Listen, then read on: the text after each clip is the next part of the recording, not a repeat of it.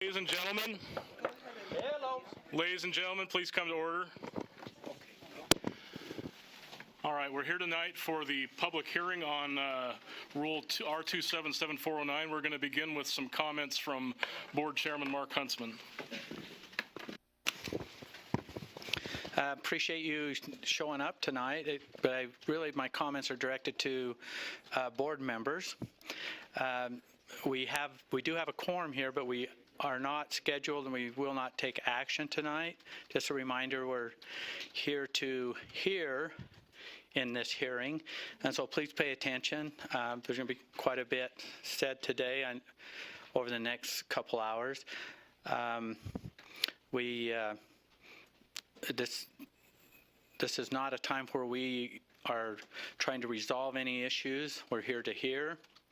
Then we'll come back as a board and then act on the findings of this hearing.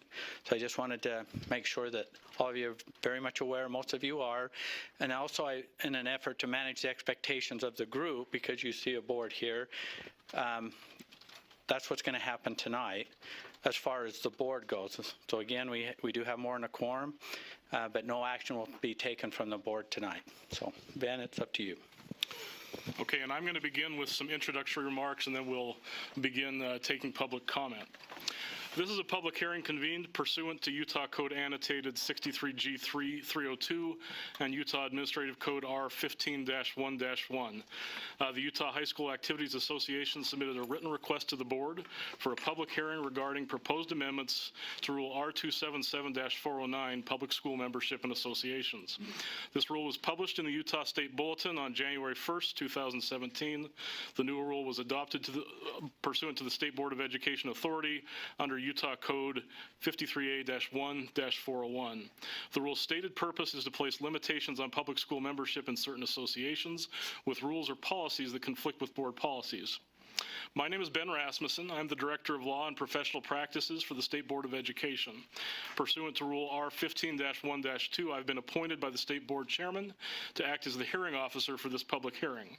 The board will accept comment for no less than 1 hour. There is a list for those in attendance to sign if they are interested in providing comment at this hearing. It is requested that you sign this list at this time if you wish to be heard. This list is in the hall, just the main foyer there. You're asked to provide your name and address. We'll be taking speakers from that list after UHSAA makes their presentation. You'll notice that some in attendance were added to the list following email requests in advance of today's hearing. This was allowed pursuant to the hearing procedures that were included in the board's notice of this hearing. We have allotted 20 minutes for UHSAA to present their comments. With the remaining time, individuals will be allowed to speak, and we'll determine the amount of time we'll give after we see how many people sign up to give public comment. An individual speaking on behalf of an organization may be allowed more time in lieu of multiple speakers from that organization. First priority will be given to those individuals who requested to speak via email prior to the start of this meeting. Speakers will alternate between supporters and opponents of the rule to the extent there is a division. Lorraine Austin is the official timekeeper and will alert speakers when they have 1 minute left. Since this public hearing is being recorded, we do ask that when you give your comment, you come to the front and speak into one of the microphones at the table. Angela Stallings, the Deputy Superintendent for Policy and Communications, is the USBE staff member who is familiar with the rule at issue and who can respond to requests for information by those in attendance in accordance with our 15-1-4 sub B. As hearing officer, with the assistance of the board secretary, I will prepare a hearing record in accordance with the Administrative Code Rule R15-1-5 sub 5, and that will be transmitted to the board for its consideration. At the conclusion of this meeting, interested persons will have the opportunity to provide written comments in addition to what's been spoken here. Written comments may be emailed to the email address rule.comments@schools.utah.gov, or they may be mailed to Lorraine Austin, the board secretary. We ask that those be submitted by Tuesday, January 31st at 4:00 p.m. All written comment will be included in the hearing record, and we have a web page. On our web page we have a page for the hearing record where you can see the comment has been posted. We're going to now invite the representatives of the Utah High School Activities Association to make their presentation. We'd ask any speakers to identify their name and their position with that organization for our record. Again, if you haven't signed up and would like to speak, please do so at this time.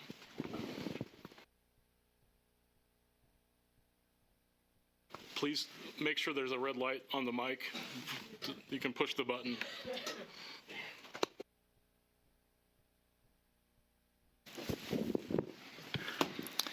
Mr. Rasmussen, Ms. Stallings, Mr. Huntsman, and USBE board members, thank you for allowing us the opportunity for this public hearing. My name is Rob Cuff, Executive Director of the Utah High School Activities Association. The Utah High School Activities Association is an association formed to administer education-based interscholastic activities on behalf of its members. The UHSAA, with its 30-member Board of Trustees and 149 member schools, is a member-driven organization to develop, regulate, govern, and administer high school activities and high school athletic competition. The association belongs to its members and is governed by its members. The UHSAA rulemaking process is based upon our membership and their votes. Every school should be heard and be part of the consideration of the policies and rules of the organization to which it belongs. As a UHSAA staff, we administer the rules adopted by our membership through the representatives, the Board of Trustees. The Board of Trustees is made up of elected school board members and superintendents representing all region and areas throughout Utah, principals from each of the 5 classifications, and a State Board of Education representative. We appear today to discuss a matter of great importance to fair play for students across the state. The purpose of the rules is to maintain a level playing field for all students. Every state has a transfer rule. However, there is no perfect rule. The UHSAA acknowledges it is impossible to craft a perfect rule. This is the reason why there have been ongoing discussions and meetings every year to improve it. Freedom of movement in sports dramatically alters the competitive environment and nature of the experience of every other competitor. It widens the competitive balance between urban and rural schools, displaces students, diminishes sports programs, and creates a loss of school and community pride. The strength of the UHSAA is from our 149 member schools and their coaches, athletic directors, principals, superintendents, and elected local boards of education from the 41 public school districts and governing boards of member charter schools and member private schools. I firmly believe our students are the focus and the reason for the association, as stated in our UHSAA mission statement. It is the position of the UHSAA Board of Trustees that changes to current UHSAA bylaws should remain with its member schools through local district boards of education and the governing boards of member charter and member private schools who make up the Utah High School Activities Association. Kristen Betts, Chair of the UHSAA Board of Trustees, will now take a few minutes. Chair Huntsman, thank you for allowing me the opportunity to address members of the State Board of Education in the appeal hearing of Rule R277-409. My name is Kristen Betts. I'm the Board President of the Nebo School Board of Education, as well as the Chair of the Utah High School Activities Association's Board of Trustees. The majority of the Board of Trustees are locally elected board officials representing 149 membership schools. This past fall, I had the opportunity to serve on a subcommittee with members of the USBE and the UHSAA Board of Trustees as we discussed possible rule changes in regards to associations. During that time, valuable insights and positive changes were made. I not only represent the citizens of Sandoquin, Goshen, Payson, Elk Ridge, West Mountain, Salem, Spanish Fork, Lakeshore, Mapleton, and Springville, but as a member of the UHSAA BOT, I represent the 149 member schools of UHSAA, the same schools that you represent. It is as their representative that I am asking you to repeal R277-409. The information gathered and presented last fall shows that this rule does not have local support at the school level, especially in regards to the transfer rule. For the past month, I have been asked a number of times by coaches, administrators, athletic directors, and parents why the State Board of Education would ignore the wishes of every school but one that was surveyed when they were so opposed to the aspect of this rule. I honestly don't know how to respond. When the evidence is so strong that those that work daily with student athletes is ignored, it is very difficult to explain. I understand it is arduous and even cumbersome to repeal a rule from a previous respected board. However, I strongly believe that we must do what is best for our students. The concerns I have include the following, or these are concerns that I've heard. The rule makes it easier to become instantly eligible at the transferring school. While at first glance this may seem very helpful to students and their parents, the consequences of this would be detrimental. A student athlete could play junior varsity sports at multiple schools. They could then transfer to a different school and automatically be eligible for a varsity sport. I would like to share a specific example of how this could academically hurt students in Nebo School District. I have a 17-year-old daughter. Her name is Momo. It's actually Marissa, but we call her Momo. So I'm going to tell you about Momo. Momo could play JV soccer at Maple Mountain High School, her home school. She could then transfer to Springville High School to play JV basketball. She could then transfer to Salem Hills High School to play girls golf in the spring. Then her senior year, next year, she could play varsity soccer at Maple Mountain High School and then varsity basketball at Springville High School. All of those schools are within 11 miles of my home. So it's actually realistic for us to do that. So the way the rule reads, if she wanted to, she could do that during that time. How is this rule best for students academically? The new rule increases the incentive for recruiting. This would especially hurt our rural high schools that compete against the smaller schools located on the Wasatch Front. The third concern I've heard quite a bit is student athletes would be displaced by transferring students. And we should feel a responsibility to those students as well as to the transferring students. I am sure during the course of public comment you'll hear specific examples of these and other concerns. I would respectfully ask that you carefully consider these opinions from those involved in activities at a local level as you make a final decision. Please listen to those that are working with students in our schools. Please value their expertise and their experience. We would like to give the balance of our time to Mark Van Wagner, who has been with the association for the past 43 years. Thank you. I'm not sure I want that said because it sort of tells you how old I am, but that having been done, I guess I'll own up to it. Thank you. Mr. Huntsman, board members, Mr. Rasmussen, Ms. Stallings.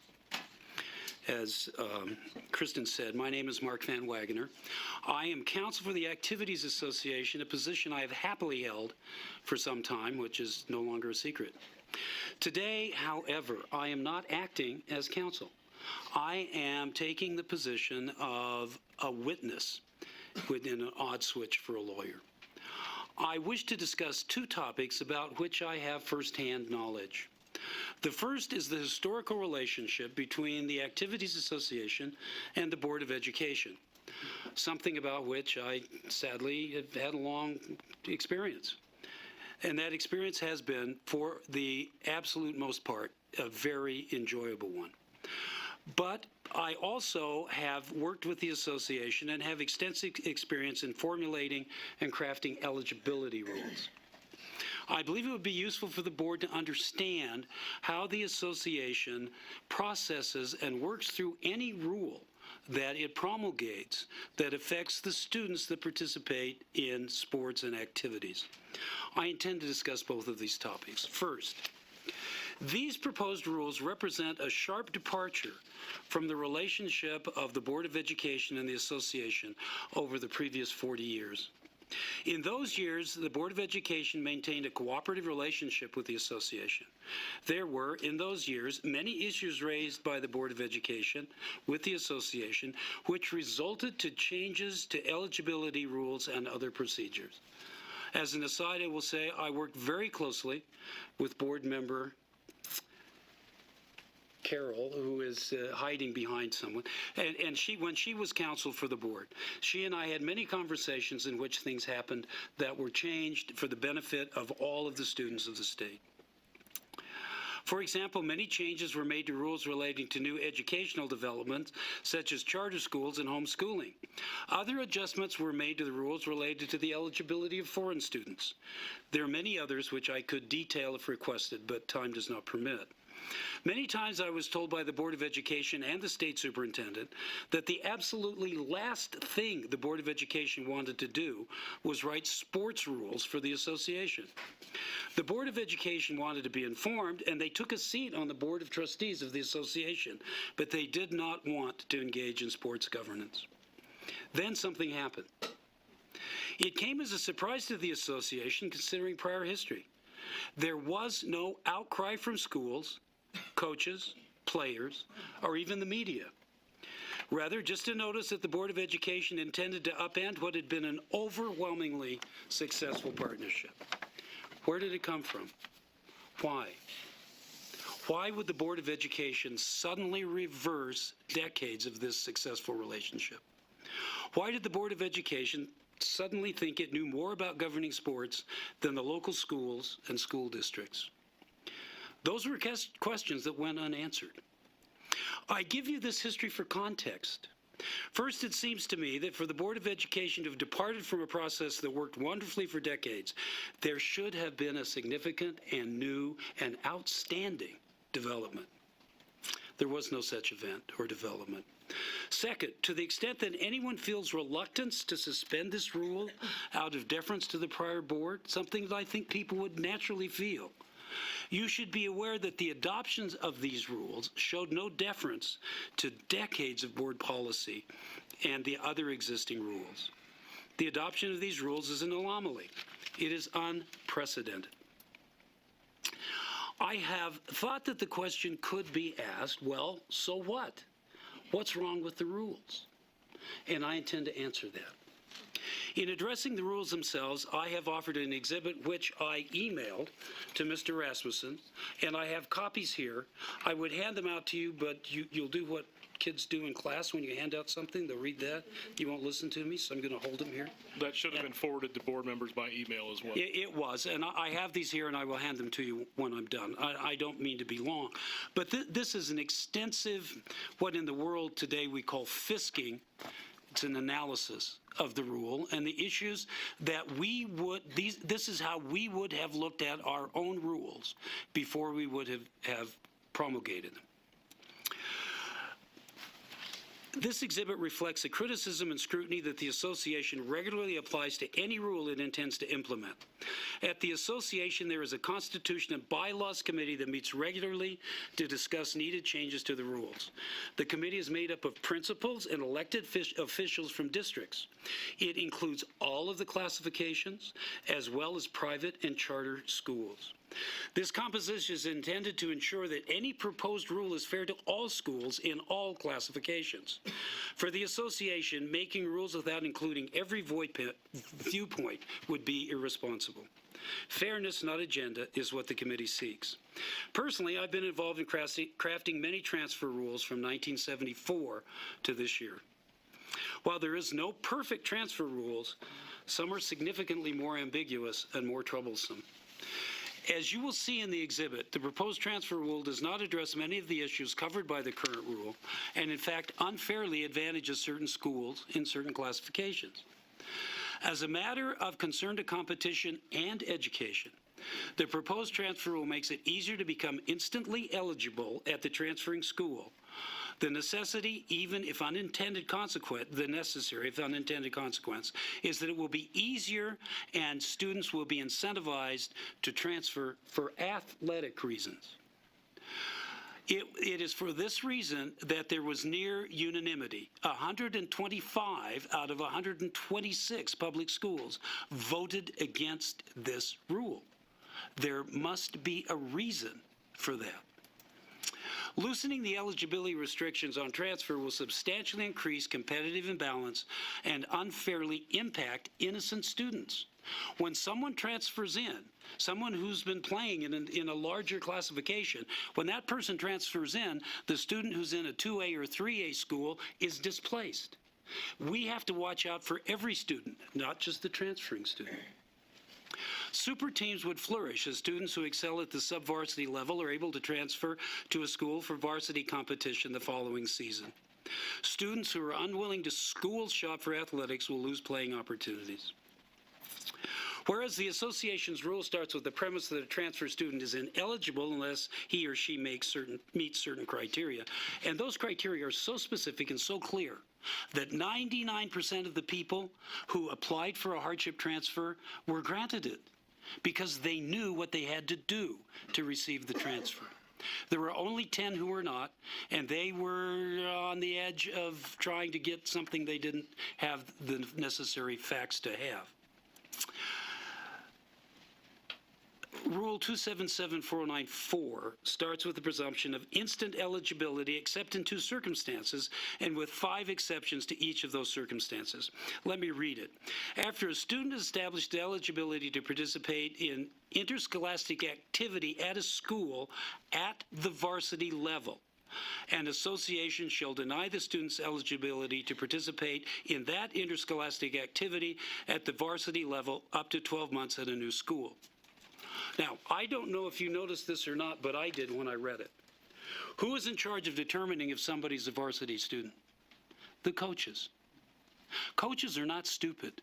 Every student who is a potentially decent athlete on any team will suddenly be named to the varsity roster. And if being named to the varsity roster is not enough, that student will play somewhere in some varsity game. That's how it works. That's what will happen. And so this rule, which seems to be loosening the strictures of transfer, is actually putting in the hands of coaches across the state the ability to stop a transfer by doing something incredibly simple.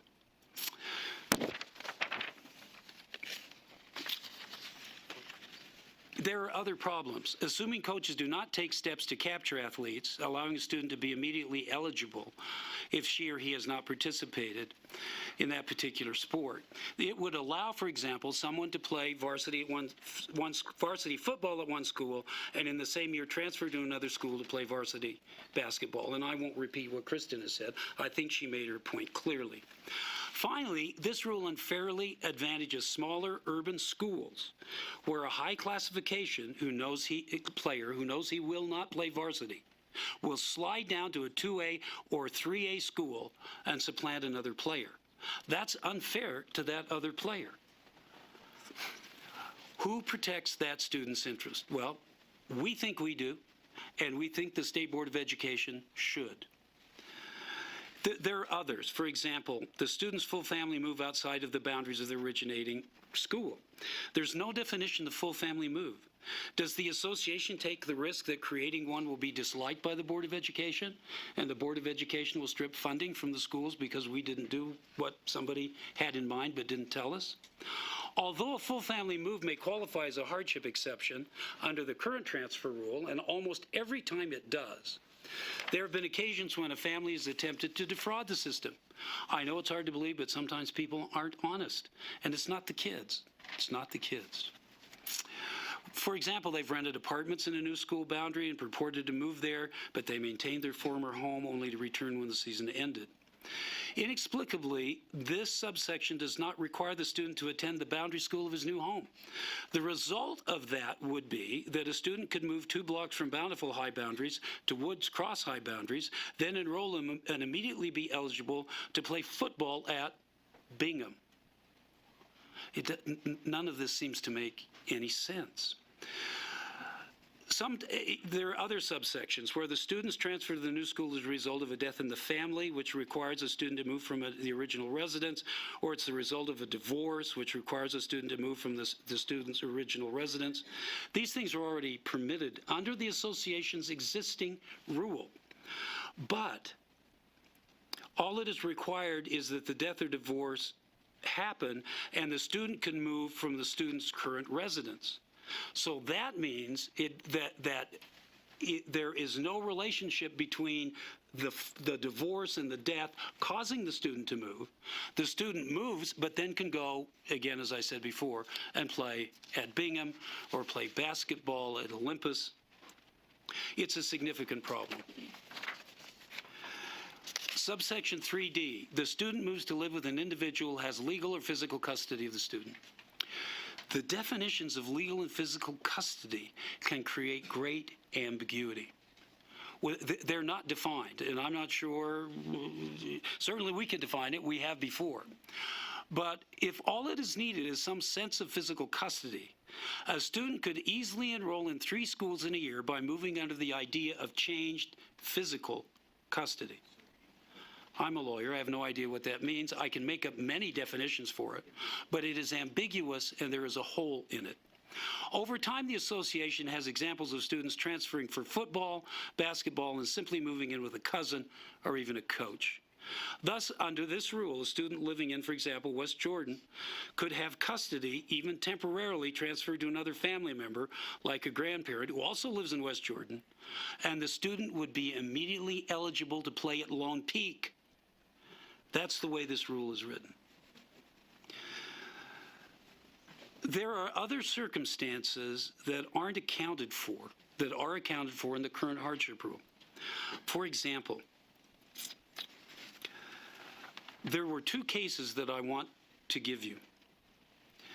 First of all, what if a coach, for a nefarious reason, denies a student a fair tryout at a school?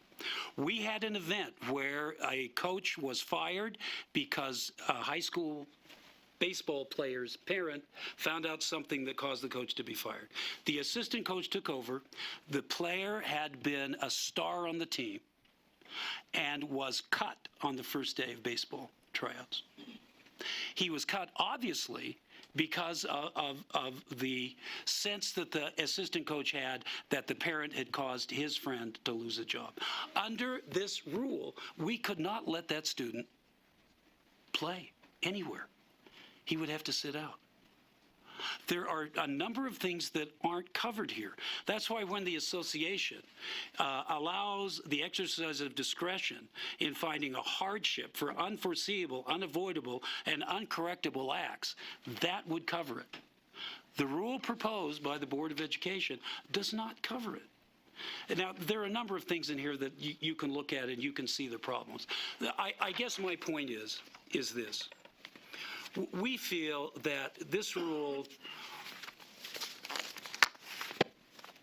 whatever reason it was created, did not go through the sort of commentary, criticism, review, and revision that the association regularly requires of all of its rules. There are other things that you'll see in here. I'm not going to take time doing that. I want you to hear from some of the constituents who have come. I appreciate your interest in this. I hope you will take the time and the interest to suspend this rule, and let's work out something that actually will govern high school sports, will fairly permit transfers where they're required, and will also protect the students who are not school shopping. Thank you. Thank you very much. All right.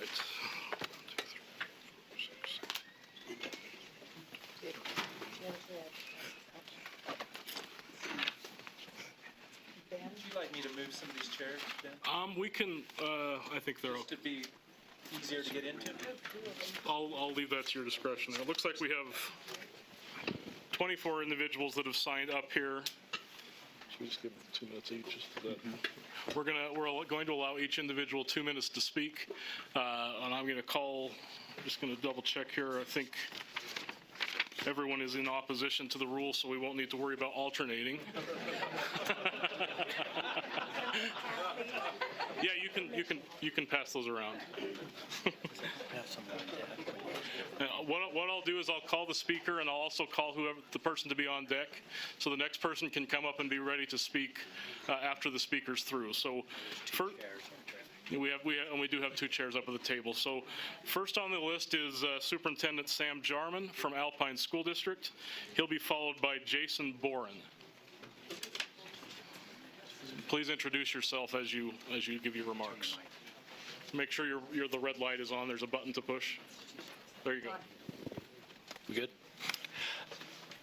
My name is Sam Jarman. I'm the superintendent of Alpine School District, and I appreciate this opportunity to address the state board. Alpine School District is the largest district in the state with over 75,000 students and 17,500 high school students. We have 9 regular high schools that participate in the Utah High School Activities Association.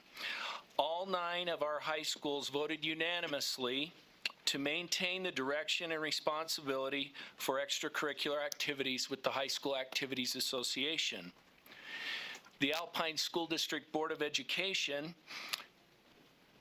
appreciates the emphasis on local control in our district and throughout the state rather than an overreach of the state board in its purview in matters associated with local extracurricular activities.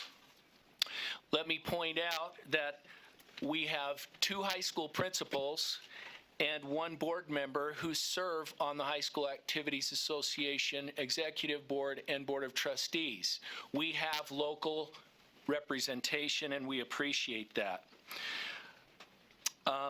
If you truly represent those who have elected you, my question remains, why go away from the overwhelming response from your constituents to maintain direction and responsibility with the High School Activities Association?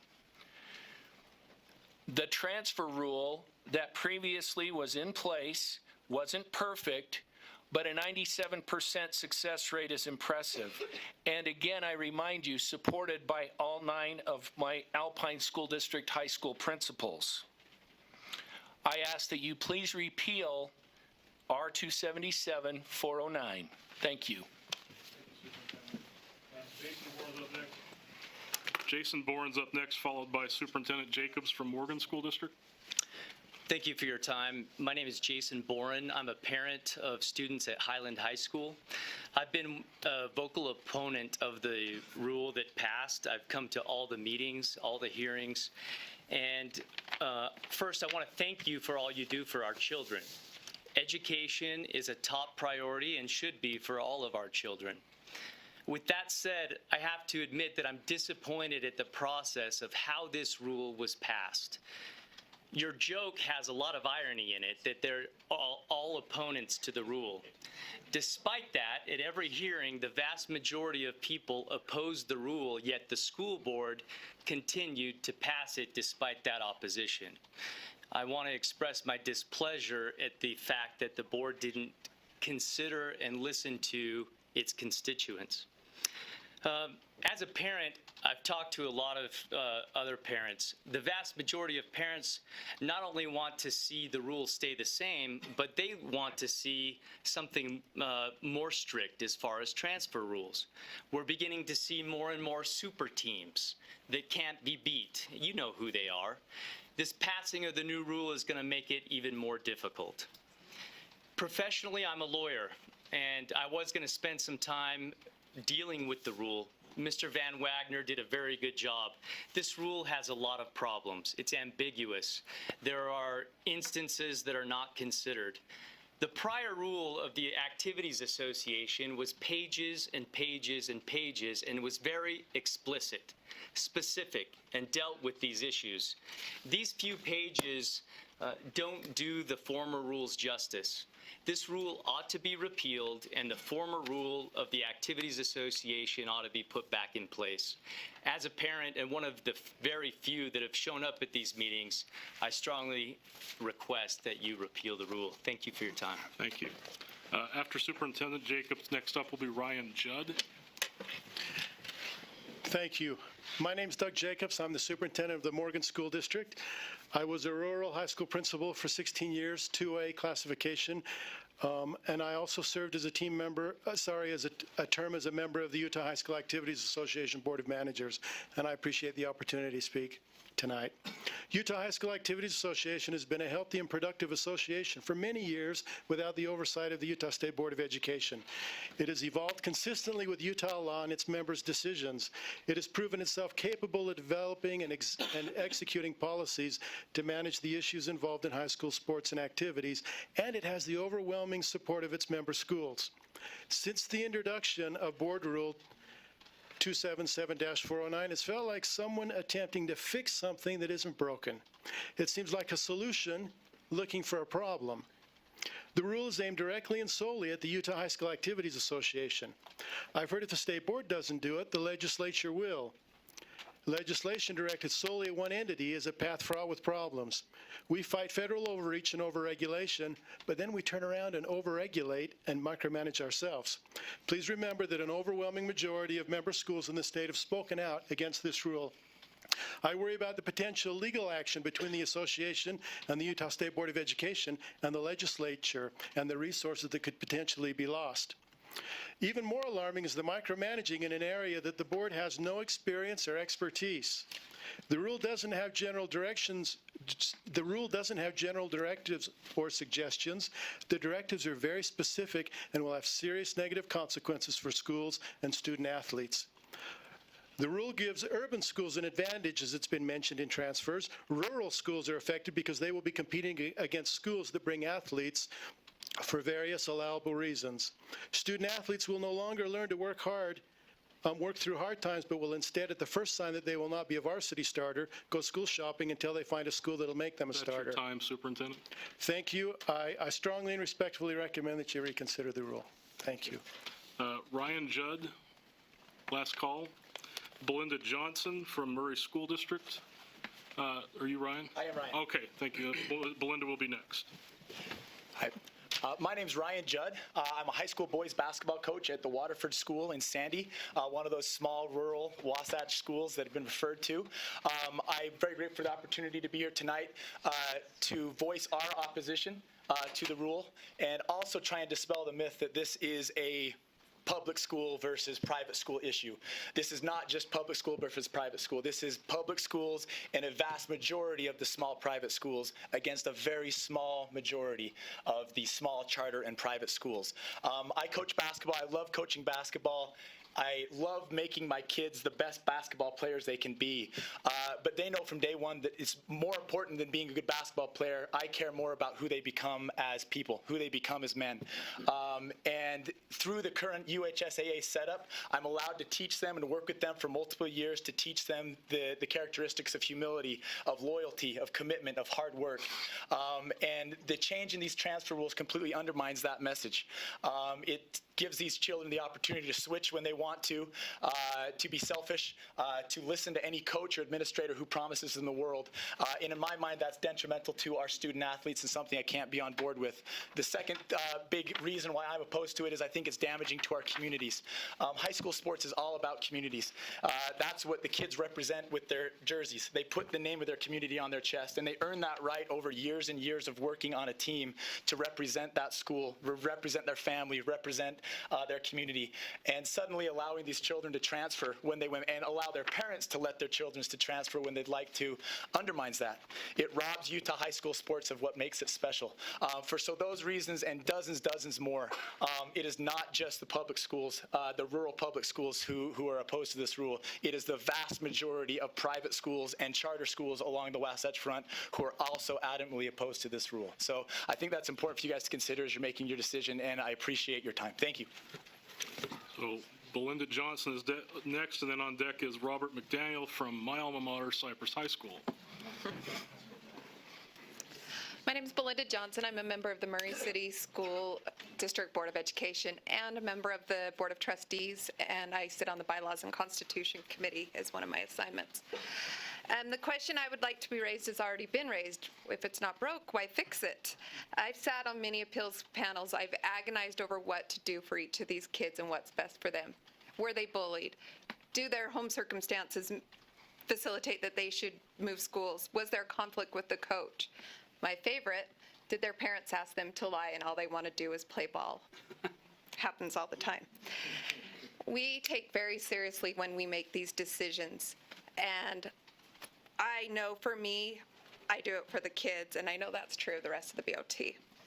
We also, when we know there's a problem with our rules and our transfers and our appeals, we again meet, debate, agonize, and try to get what's right in process. So, is the current system perfect? Obviously not. Could it be? Probably not. Somebody will always find that loophole. But is it broken? Not according to our member schools. Most every one of them spoke out and said they would like to have the process be the same. One of my principals from Region 6 said, we've all had moments when we don't agree with the UHSAA, but as a whole, they represent our schools well and do the best they can for Utah students. For 89 years, the Activity Association has been supporting schools by facilitating athletes in their activities and their sports and giving them the opportunity to learn and grow. We have partnered with the Utah State Board of Education, making sure this has been done fairly with an eye on the importance of education for many, many years. Let us continue to do what we do best while supporting you in the overall goal of educating our students. Thank you. Thank you. Mr. McDaniel, and then up after him is Superintendent Larson from South San Pete School District. I'm Robert McDaniel, principal of Cypress High School in the Granite School District, and I'm here representing my community council, my PTSA, my coaches, and my entire staff. I'm also the parent of a student athlete in the Jordan School District. 3 years ago this week, I became the principal of Cypress High School. I inherited a school with low test scores, below average graduation rates, and attendance issues. Within the first week, 2 concerned teachers hoping for school change came to me and said, "Mr. McDaniel, hats. We have a no hats rule, and kids are wearing hats." For the next couple of weeks, I became a hat chaser. Students were warned, hats were confiscated, and parents were called. I was the best hat chaser this state has ever seen. But then it dawned on me. I didn't even know what my stakeholders thought about me chasing hats. I surveyed my staff and found 80% did not care. I surveyed the students and found 90% thought hat chasing was a waste of my time. I surveyed my parents and found 75% also did not care about hats. So I did something crazy. I quit chasing hats. Instead, I started focusing on what Cypress High should have been focusing on the entire time, preparing our students for college and career opportunities. My community and student body of 2,500 students is tired of our better athletes going to other schools. That's not what school choice is about. It's about educational opportunities. If we don't offer the best educational opportunities and they go to a charter school or another public school, that's fine and fair. But it should not be for athletic reasons. A rule that will undoubtedly result in more Cypress students playing for other schools because teenagers can be impulsive, emotional, or even entitled is unfair and does not represent the viewpoint of a vast majority of our stakeholders. We are counting on you to help us where we need help.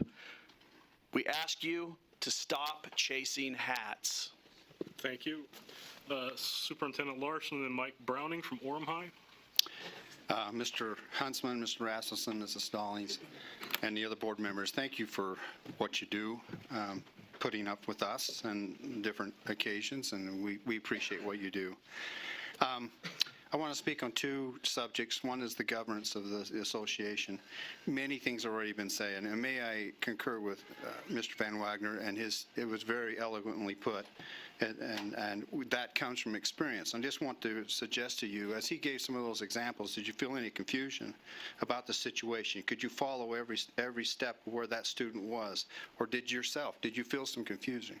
That's why those situations belong with the people that know how to deal with those type of things on a daily basis. And so I concur with everything he said, and I don't want to spend a whole lot of time in that other than I was a board member for the BOT. Some of the most 3 years of enjoyable time. I felt bad when I had to leave. I felt like I was out of it, and it was an extraordinary board with integrity, and it was amazing to me that the decisions they made, holy cow, were made not just for their school, but for everybody. So it was good. Now I want to give you an example of how the effect of the transfer rule would be in local school districts or small school districts. One, you have so many athletes per 100 students. And if 2 of those athletes leave and go to another school, you can see how it would devastate that smaller school.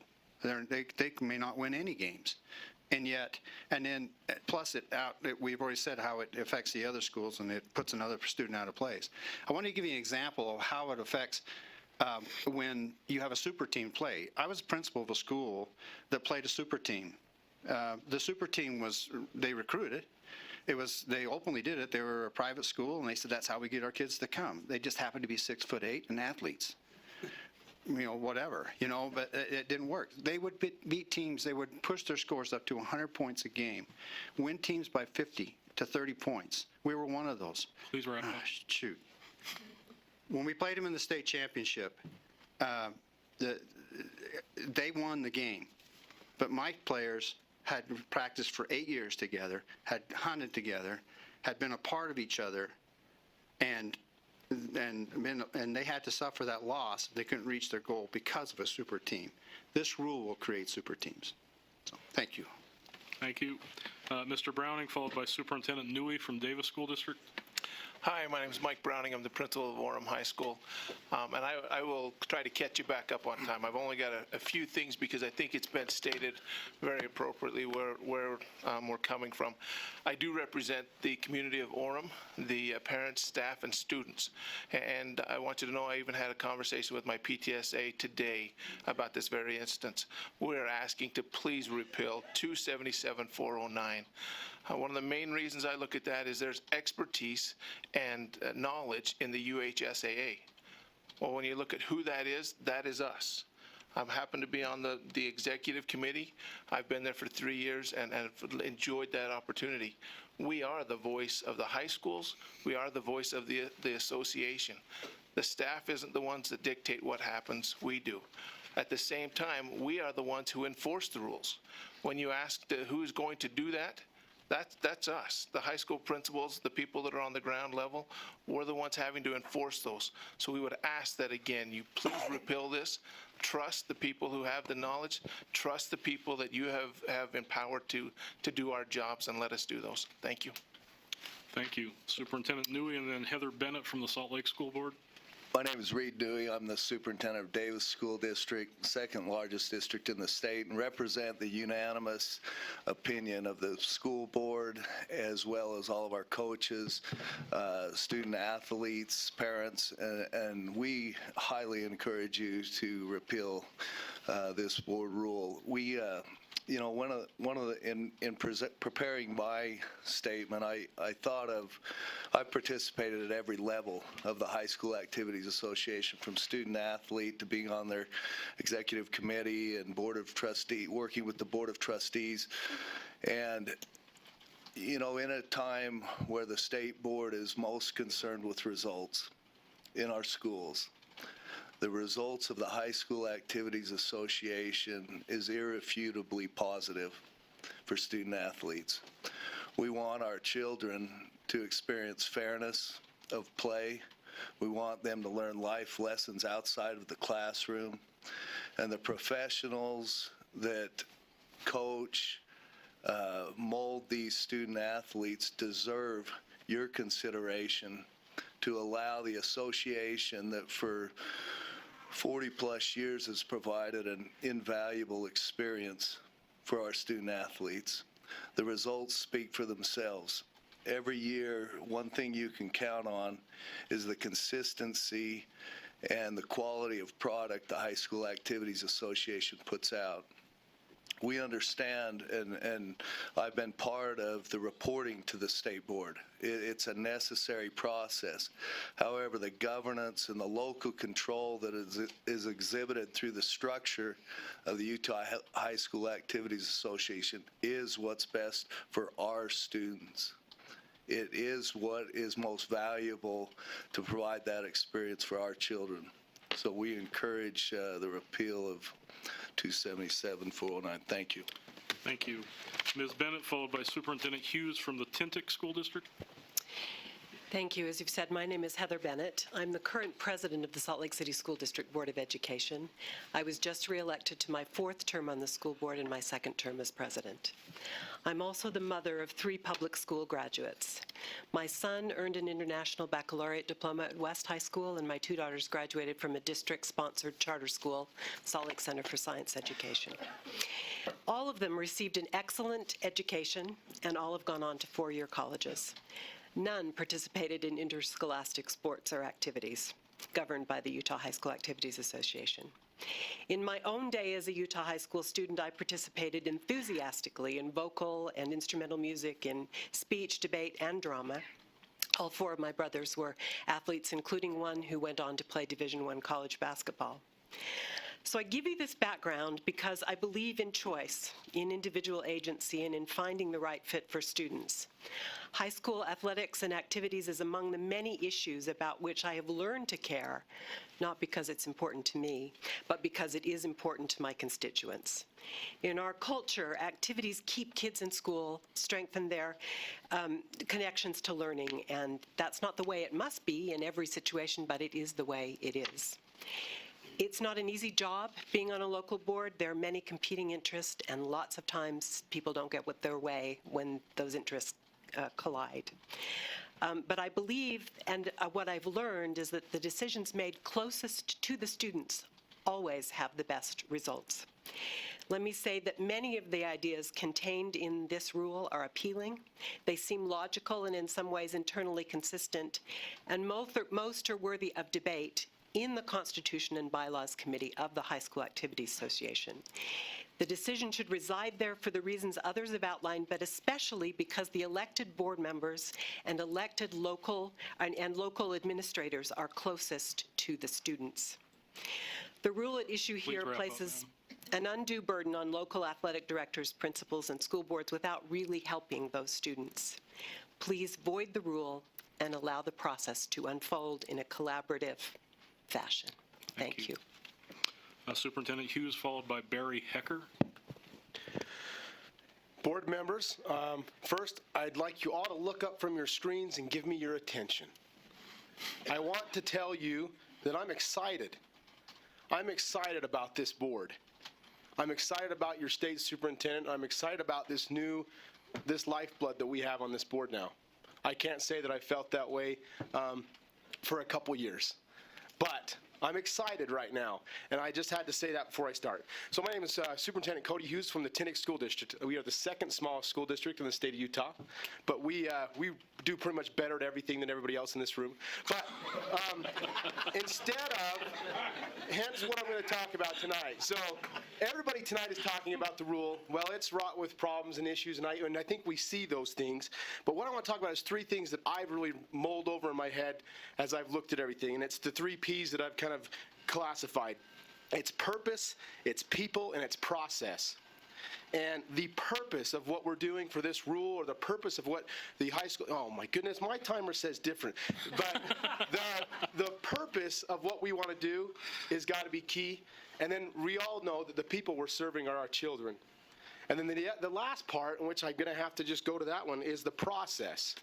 And there's been a process that's been mentioned over 40 years. And if it needs to change, we need to change that. If Mark Openshaw served from this board on the High School Activity Association, BOT, and did a fabulous job as a communicator. And we need that back. We also need even more. If there are more state school board members, and I'm a BOT member right now, if there are more, we would love to have them.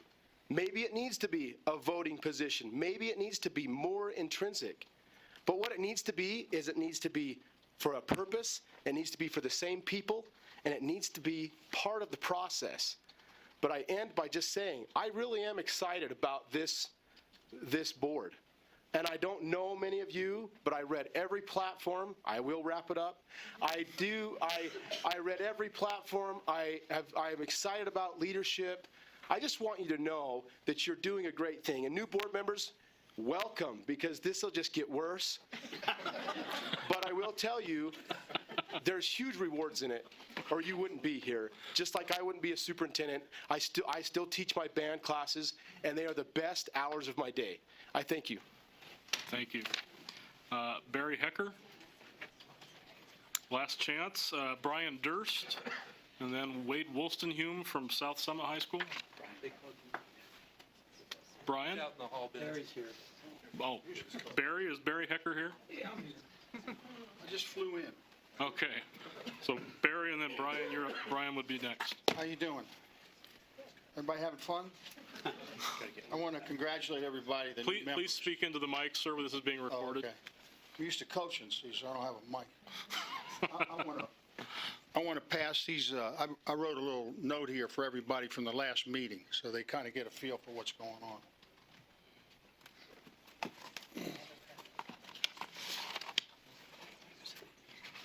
Is Mr. Stokes here today? We're missing Spencer today. Ooh, that ruins my whole speech.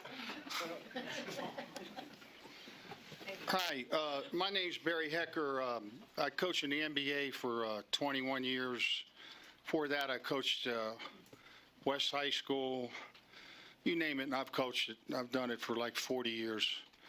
And I don't want to get into all the reasons that I think that you shouldn't have the transfer rule, because I think you shouldn't, and all the reasons what sports do for kids. But, I'm from Washington, D.C., kind of lived on the, I was a street kind of kid.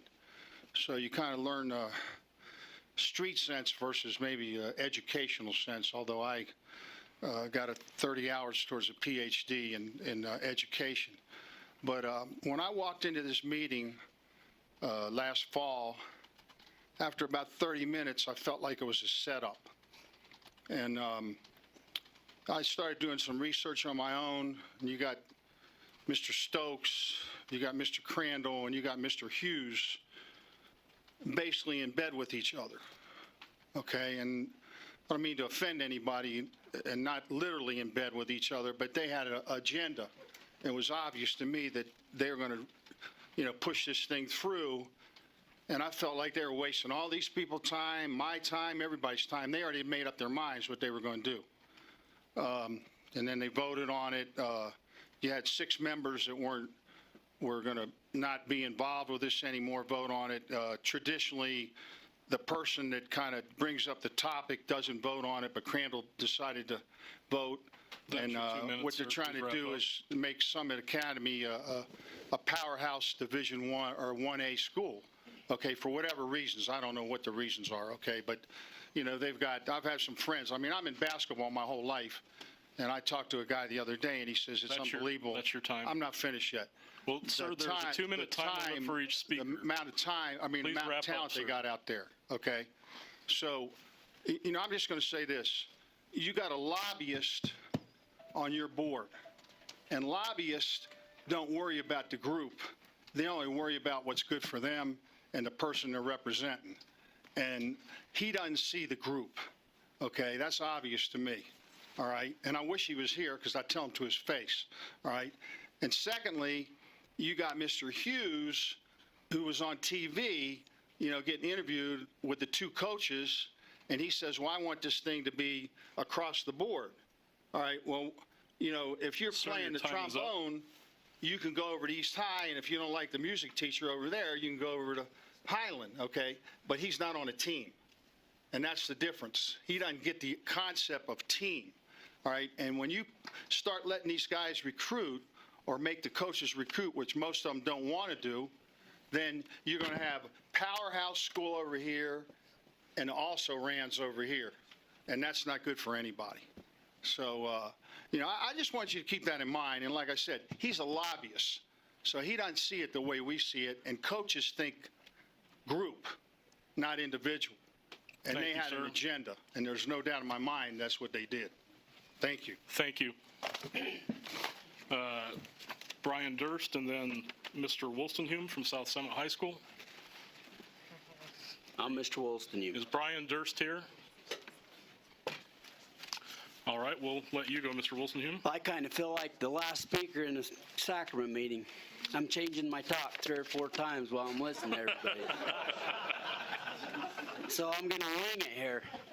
I represent South Summit School District. Our superintendent wasn't able to be here tonight. He had a knee replacement yesterday, so he asked me if I would be sure to come. And I also serve on the executive board. I've been there for a year and a half. I spent my whole life in education. I coached most of my life. My son, he's coaching now against my directions. I tried to advise him better, but you know what? The youth are what it's all about. And these coaches, these principals, administrators, they're all about the youth.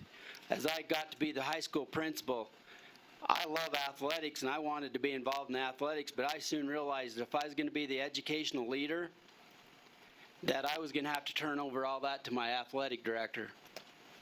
This group back here is your athletic director. You guys have a big responsibility to write the rules for education And then as administrators, we have to enforce those. Let these guys be your athletic directors because they know best how to get that done. I appreciate your time. Thank you. Thank you. Up next is Tom Sherwood from Jordan High School. After Mr. Sherwood, we'll ask that Todd Kornberg be on deck.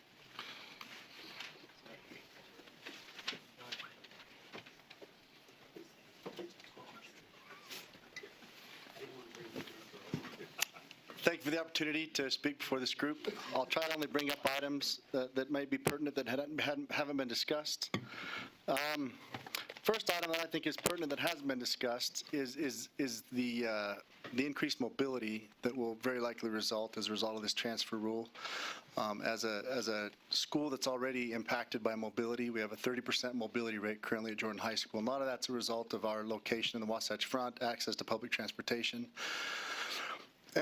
And I'm not even going to apologize for the fact that this transfer rule would benefit my school.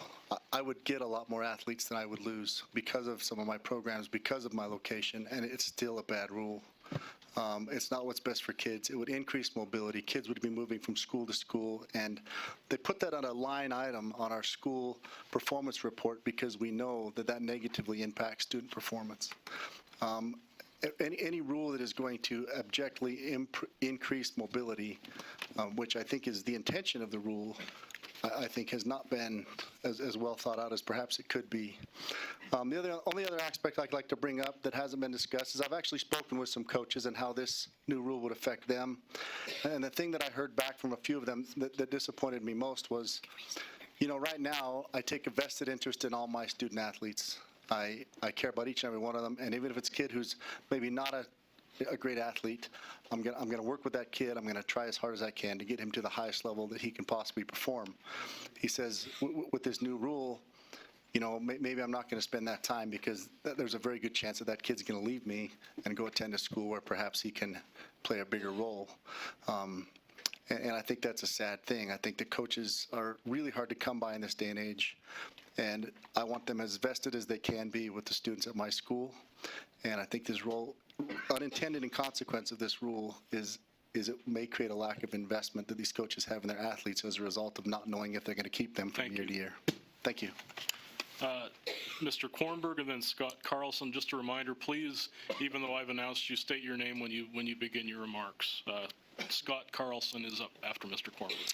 Hello, my name is Todd Kornberg. I'm principal of Copper Hills High School, but I also represent the Utah Association of Secondary School Principals, who represent all administrators within the state of Utah, from Rich County, Logan, clear down to Washington County. I want to tell you, when I first got to Copper Hills 9 years ago, I was given an edict to continue to build a school community at Copper Hills High School. It is difficult to do when you lose. Everybody knows that I'm a competitor. I want a fair playing field when we play. I will lose students. I will lose community support, as I have done already because of free transfer. My community is strong. This rule doesn't repeal. We will compete. We will recruit. And I'm coming to Millard High School, Mr. Huntsman, and we're going to pummel you, and there will be super teams in this state. Your wrestling team will not be the shining bright star any longer. I'm a Millard County boy from Scipio, Utah. My 75-year-old dad knows who Millard plays. We are putting you in a situation where you will no longer have anything in that community that you can be proud of, and it hurts me. This past year, I also spent money on legal fees at the Utah High School Activity Association. I cannot wait until we have an attorney leading and hearing hearings, because if my school community is attacked, or my character, I will bring an attorney. And who will pay the legal fees? I'm a protector of the community. I ask to be excused because my girls are playing Brighton High, and it's time for me to go support my community. Please repeal this rule. Thank you, sir. Mr. Carlson, and then Dale Whitlock from the Joab School Board. Thank you. I'm Scott Carlson. I'm a parent in the Alpine School District. I come to you in that role as a parent, not representing the High School Activities Association or the school district where I live. You've heard a lot from many people who are opposed to Rule 277409. Most of this discussion has been focused on athletics. It's clear from my observations and discussions with my state board members, media reports, and the timing and the process involved with this rule, that this rule was written and passed targeted with an intent to impact High School Activities Association. You've heard from people opposed to those intended consequences. I'm here to share my concerns about unintended consequences. The rule states an association means an organization that governs or regulates a student's participation in an interscholastic activity. Interscholastic activities is defined as an activity within the state in which students participate and represent a school in that activity. It does not specify High School Activities Association. It does not specify elementary, doesn't specify high school, doesn't specify middle school. All activities, all students are impacted. There are many associations throughout the state that govern and control and regulate many of the other activities besides High School Activities Association. My children participate in those. When I spoke with my state board member, he assured me, oh no, we only mean the High School Activities Association. The rule does not state that. It is clear that all associations and all interscholastic activities are affected. It does say that you can't be a member of an association. The school can't be a member of an association. Is that all it takes? That we just don't call ourselves members anymore? Is that it? And then all of a sudden the rule doesn't apply. I ask you to please repeal 277409 and please find a state board member who believes in all students and appreciates the value of interscholastic activities that we have, and please send that board member to participate in the High School Activities Association. Thank you. Thank you, Mr. Boyack, and then, or Mr. Whitlock, and then Dave Boyack from the NEBO area. Del Whitlock, Joab School District, Board of Education. Also, I serve as Vice Chair on the Board of Trustees for the Utah High School Activities Association, and I've attended every meeting that we've had.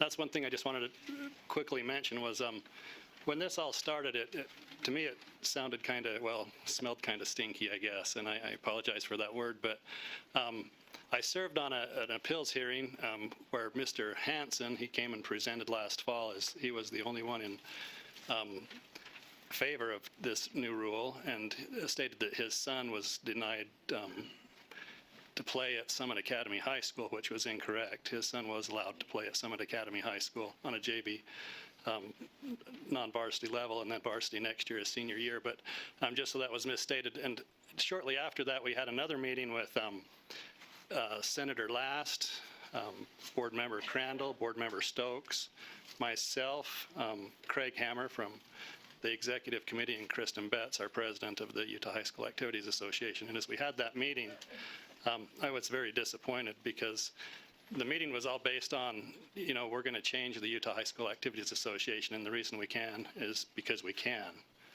And just because you can doesn't mean it's right. And it was because of those previous things that had happened that I'd sat in on also with that particular school. And I just think because you can doesn't mean it's right. And I just want to voice my opposition. Also, I represent a lot of schools from our region as well down in central and southern Utah. So I appreciate your time. Thank you. Thank you. Mr. Boyack, and then I'm probably going to misstate this, but Everett Calipolo? Calipolo. My name is Dave Boyack. I'm the athletic director at Maple Mountain High School.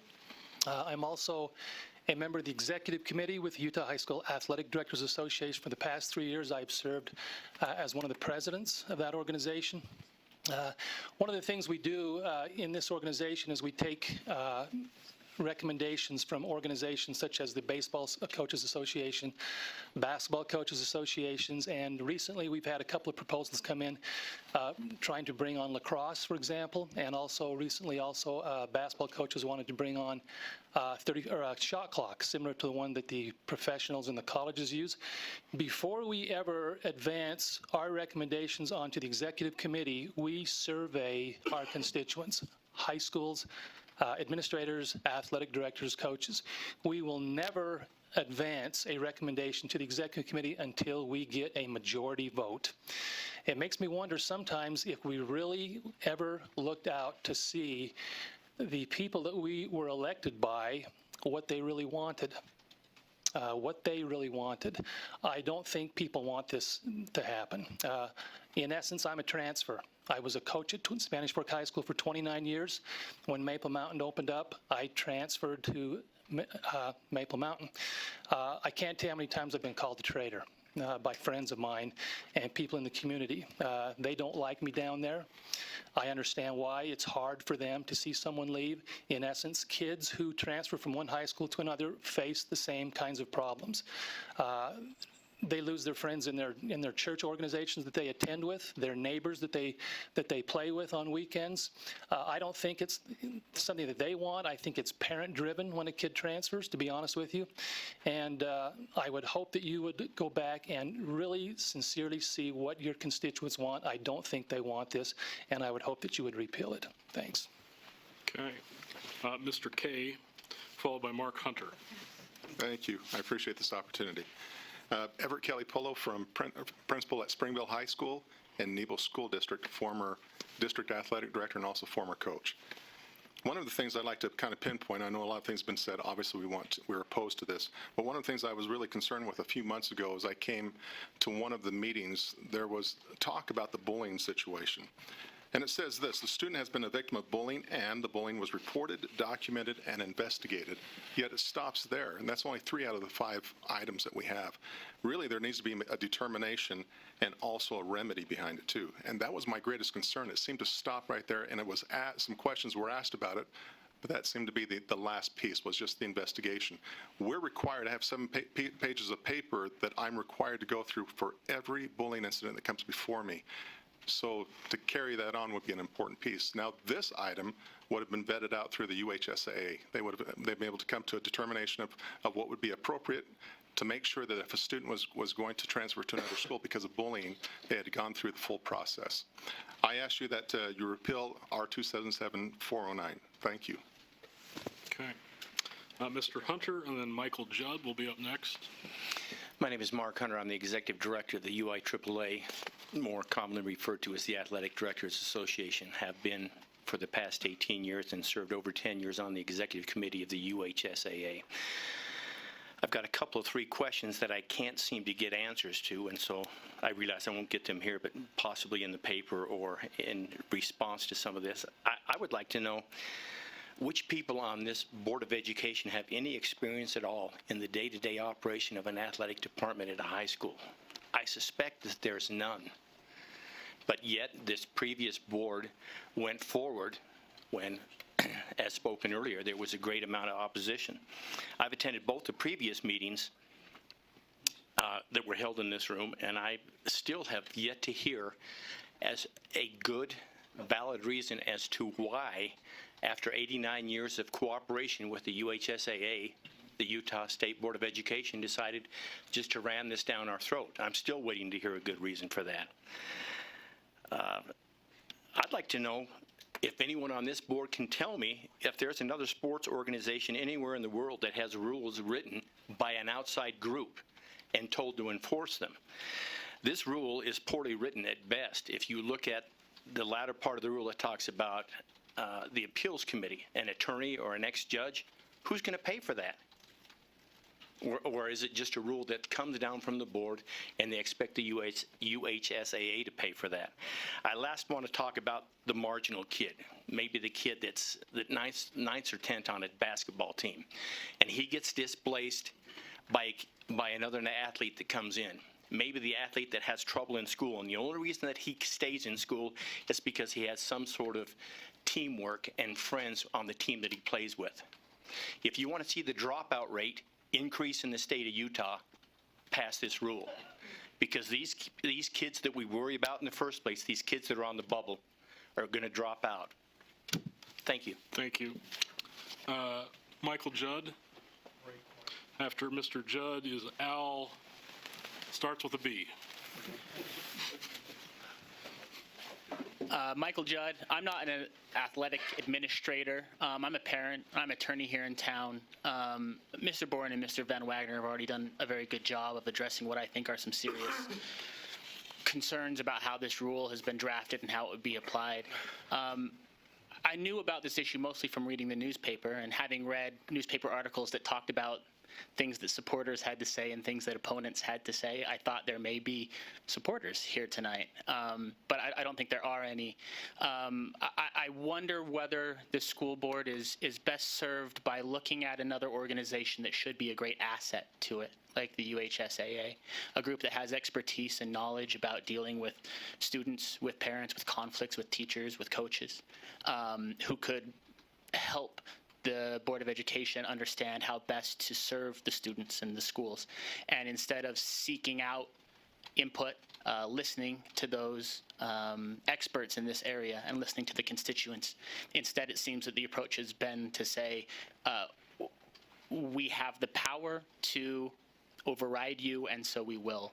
I hope that this doesn't set a pattern or a tradition for the Board of Education to, instead of looking around them for assets and friends and people who will help them do their job better, that they will instead look at ways to squash anyone that may have a different approach. I hope that this rule is appealed, and I hope that this issue becomes a template for how to deal with useful friends and organizations going forward. Thank you. Mr. B. Mr. Chair, thank you. Mr. Al Bingham. Al Bingham, I just happen to be a parent, but I've also worked with several of you, Ms. Warner, on the financial lit program with several of you that the high schools have rolled out over the last 2 or 3 years. But I've been quite involved with sports, coaching, and also an official. And I've sent some of my concerns, and you responded to some of them. And Mr. Van Wagner is right. These coaches are smart, and they know what they're going to do to protect their teams, and you're going to put these players in an inevitable position of getting hurt.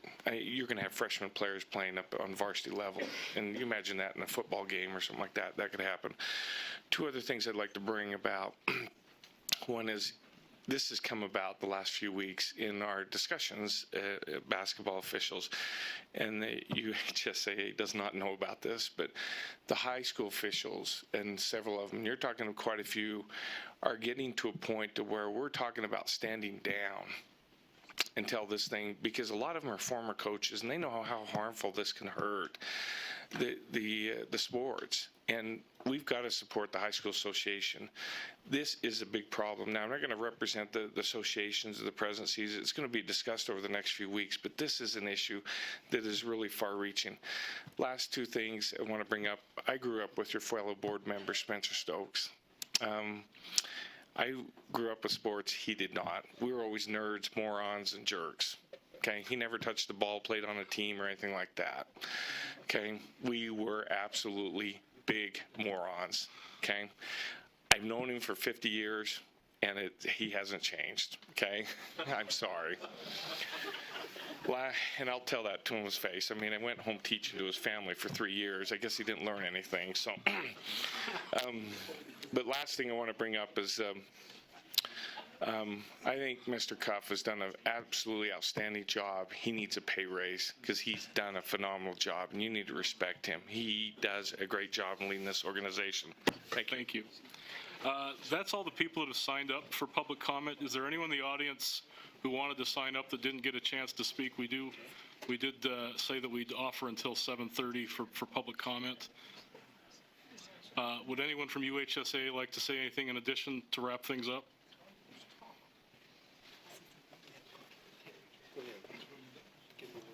We actually, before that, we have one person in the audience that's raising their hand. Do you want to speak, ma'am? I do. I'm just going to say it from here. Can we have you come to the microphone? This is being recorded, and then we'll allow UHSA to give their any wrap-up they'd like to offer. Oh my gosh! I've got a loud enough voice. Just ask my poor football coach back here. Please give us your name and where you're from, ma'am. My name is Missy Mackey-Whiters. I'm from Highland High School. I just have one question because I'm an athletic director for them. I've also been in administration before. And I thank heavens Dave Boyack said something because we haven't heard from many of the ADs. And that is, and I've been to all the other meetings here, is why are you not listening to those of us who are in the trenches? I'd give you come one day with me. Come 1 week with me and spend time with me to seeing what it is to make these kids eligible, to see what happens with transfer students, to be able to be with these kids and make sure that they're getting the best opportunities, not only education, but also the opportunities to participate. And this goes along also in the performing arts. It doesn't just stop with athletics. Listen to us. Come see us. Come. My door's always open at Highland for you to come. And come and walk in our shoes just maybe a week, a month, come and see what we do. Because this ruling is really going to make life tough for every one of the athletic directors and our coaches. Thank you. Kristen. Thank you. Kristen Betts again.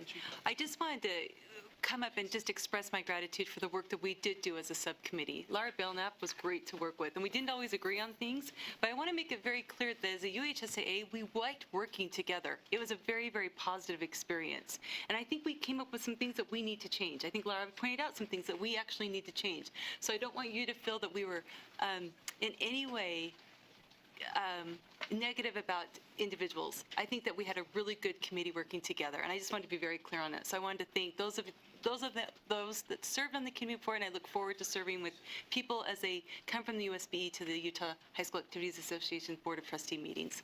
Thanks. Looks like we have one more. Yeah, Rich Barton from Richfield High School, serving as president of the National Athletic Directors Association this year. Previous board might have been tired of hearing from me at the other meetings, but in my association with the national people, and I provided letters in the previous meetings from the two highest ranking individuals in education-based athletics, Bob Gardner from the NFHS and Dr. Mike Blackburn from the NIAAA. And they have a lot of interest in this issue. Their support is obviously with the UHSAA. They know what goes on the national level. They know what works. And they would expect you would give your full support to the UHSAA. For me, talking to my staff at my school, it's tough to say, hey, this is being imposed on us because the highest ranking group related to academics is throwing this at us. Explain that to counselors, explain that to teachers, and try to explain that it's in the best interests of student academics. And you can't do that. And so I would strongly encourage you to, change directions with this, restore credibility, and do what's best for students. Thanks. One more. Yeah. I am Patrick Lambert, principal of Judge Memorial Catholic High School. I just wanted to, I wasn't planning on speaking tonight, so I'll be brief, but just wanted to show my support for the UHSAA. When we talk about people in the trenches, as principal of a high school, we certainly recognize that when students are transferring between schools multiple times per year, in the middle of the year, whatever the case may be, we do see their academics suffer in trying to learn a new school system, trying to learn the new procedures of the teachers and that. And so I would just highly discourage what appears to a rule that would appear to encourage the transferring of students. We always think worst case scenario, and I just can only imagine a child going from one football team to a new high school for basketball to a new high school for baseball. So just please continue to be reflective on this rule, and just know that you've heard from many public schools, you're hearing for just one private school, but we are adamantly opposed to the rules. Thank you. Thank you. At this time, we will conclude the public comment for this public hearing. The board appreciates the public's input on this important issue. I will work with the board clerk to assemble the complete hearing record for the board, which will be provided to board members for their consideration prior to the February 10th board meeting. I want to remind you that the public has the opportunity to provide written comments for the board's consideration. These written comments must be submitted by Tuesday, January 31st, 2017 at 4 p.m. And let's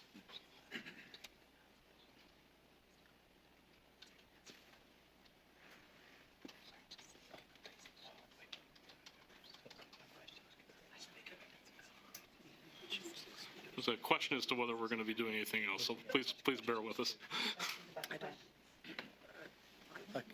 Carol, you have questions? You have questions for Angie? No. Or do you have questions for something that was presented? Right, I had a question. I just had a question that hasn't been touched on, and I wondered what the UHSAA response would be to that. It could be to Rob.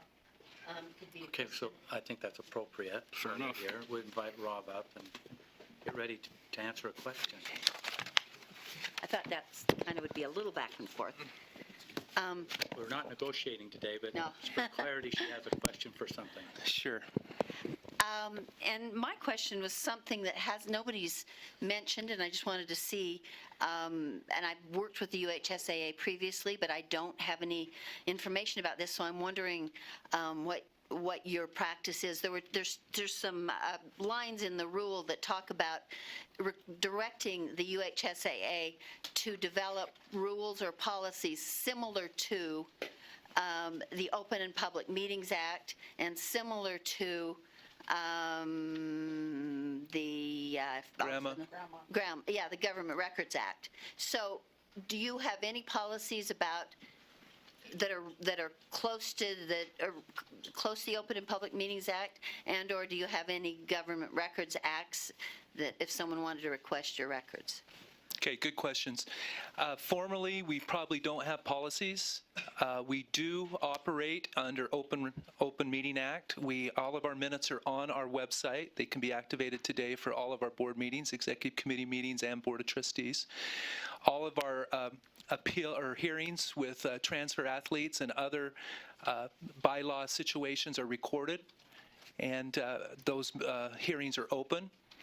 There is a statement read prior to that parents can close for sensitive issues and can request it to be closed for a portion of the hearing. As far as GRAMA goes, our GRAMA officer, so to speak, would be Mr. Van Wagner, and anytime we get requests, he usually will talk to the person and provide what they need. We haven't had really any issues that haven't been provided. But formally, it is certainly not a policy that we have in the books, but it's how we operate. Okay, and I just have one sort of that I should have asked in the first part. It was a three-part question, really.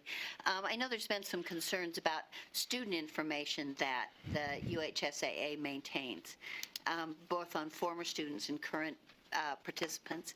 Would you be amenable to developing some rules in connection or in working with the State Board of Education to develop some rules that would provide appropriate protections for student athlete information? It's kind of an odd situation because the height and weight of athletes is not something Sure. that is, well, you'd think it'd be public or private, but it's, for obvious reasons, it has to be public. So you'd be amenable to those, to greater Absolutely. or at least considering those kinds of protections. Right, and Laura will tell you that in our subcommittees, we did address several of the personal and private information. Just so that you know, we shred all records of individuals after a 4-year period because their eligibility is gone. Okay. So there's no sense for us keeping anything beyond a 4-year mark because that's the course of eligibility. And basically, we do not ask anything that a parent wouldn't be willing to give. If the parent is apprehensive about giving something, then there's another way to work it out. And that has been through the sensitive parts of the hearings and those types of things. Okay. And one last statement. I think there'll be some attempts probably to fix this rule. There have been a lot of comments made. Would that be your druthers? Could it be fixed? Or is it the kind of thing that you'd like to participate in a more collaborative process backing up a few months? What would you say? Rule 277409 has two different types of rules. There's some rules that are considered oversight, the things that we think we're already doing, but we can put in policy. So I think those items we can certainly work together on. Other parts of the rule have to do with our bylaws and playing rules, i.e. recruiting and the transfer portion. That is what is bothering our membership more than anything, is the change in a bylaw where the UHSAA has been the governing body to change our constitution and bylaw. But other things, as we mentioned in the subcommittee, we are willing to work. In fact, we have even put together some ideas of meeting together more often in subcommittees. We're really excited about Jennifer being on our Board of Trustees, and we're happy about that. As was mentioned earlier, if you want to request more seats to those Board of Trustees meetings, certainly we can take that to our Board of Trustees and talk about that and discuss it.